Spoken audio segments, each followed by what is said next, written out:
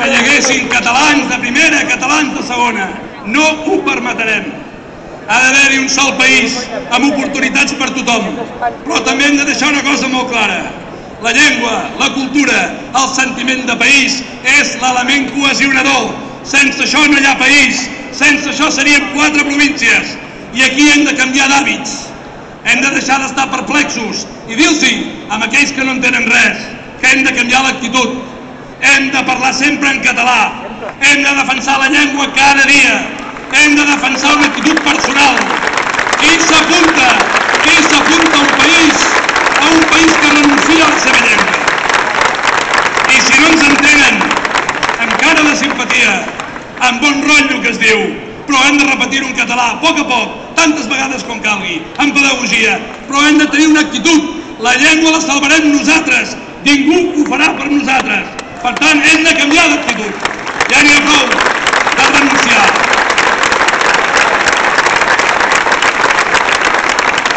Com ens voldrien des de Madrid? Doncs perplexos, clar que sí. I com ens voldrien més? Doncs ens voldrien, com deia el senyor Rajoy, a Catalunya el que s'ha de fer és treballar i callar. Doncs no senyor, treballar ho farem, i molt, massa que treballem, i bé que ho sabem, perquè bona part del nostre esforç se'l queden ells, per anar contra nosaltres. Però no callarem, no tingueu cap dubte.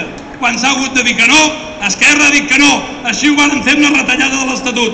I així ens va caure plom, i se'ns va vexar, i se'ns va insultar. Ens va dir, com us deia fa un moment, que estàvem instal·lats a la cultura del no. Doncs a nosaltres ens agradaria dir que sí, sí a la independència dels països catalans. Clar que sí.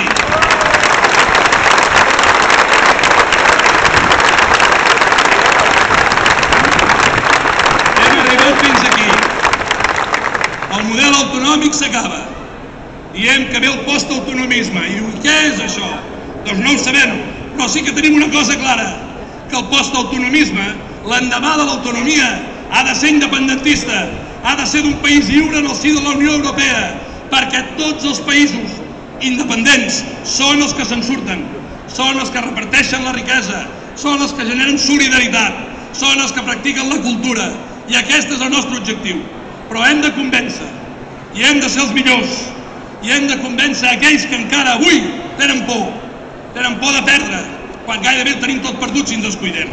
Per tant, jo us dic una cosa, hem de treballar, hem d'abandonar les tertúlies de saló, hem de deixar fer cas, no podem fer cas a aquest independentisme que només és de saló però que es nega a treballar, que fa renúncia lingüística quan ha d'utilitzar el català, que es nega a donar suport a les seleccions catalanes. L'independentisme és treball, és esforç, però això és el nostre país, això és Catalunya. I ara venen moments difícils, però com us deia, no res comparat amb altres èpoques. Per tant, tenim una oportunitat com a poble, tenim una oportunitat dins d'Europa. Hem de ser capaços que la nostra comunitat independentista creixi, que cada cop siguem més.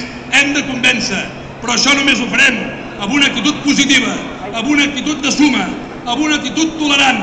Però tenim molt clar que hi ha un objectiu, que és fer la nació, que és integrar la nova immigració, que és ser capaços que independentisme, Catalunya i llibertat siguin una mateixa paraula.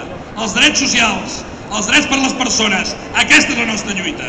Perquè mai l'independentisme, mai ha estat relacionat amb la reacció. Ans al contrari, Espanya i l'unitarisme són la reacció.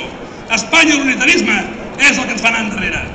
Deia un dia el president del govern espanyol, Rodríguez Zapatero, deia, faré una Espanya tan plural que els independentistes no voldrem marxar.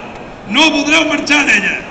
I jo li vaig contestar, encara que els trens funcionessin, encara que controléssim els aeroports, encara que tinguéssim seleccions nacionals esportives competint amb uns Jocs Olímpics, amb uns campionats de futbol, encara que poguéssim fer la plena normalització del català, jo seguiria sent independentista, perquè aquí no és un problema que Espanya no funcioni, és que és el nostre dret natural, com a poble, a exercir la nostra llibertat.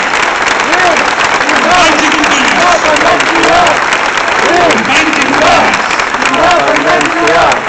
sobre la desgràcia no s'edifica mai res, sobre l'Espanya negra no s'edifica res. Nosaltres volem ser un estat lliure independent perquè és la nostra condició natural com a poble, perquè així ho han fet altres pobles d'Europa i altres pobles del món, i cada cop n'hi ha més de països independents.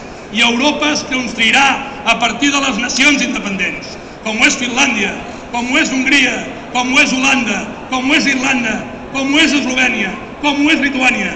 Aquestes són la nostra referència i cap aquí hem de treballar, companys i companyes, amb força, amb seny, amb responsabilitat, però amb contundència democràtica.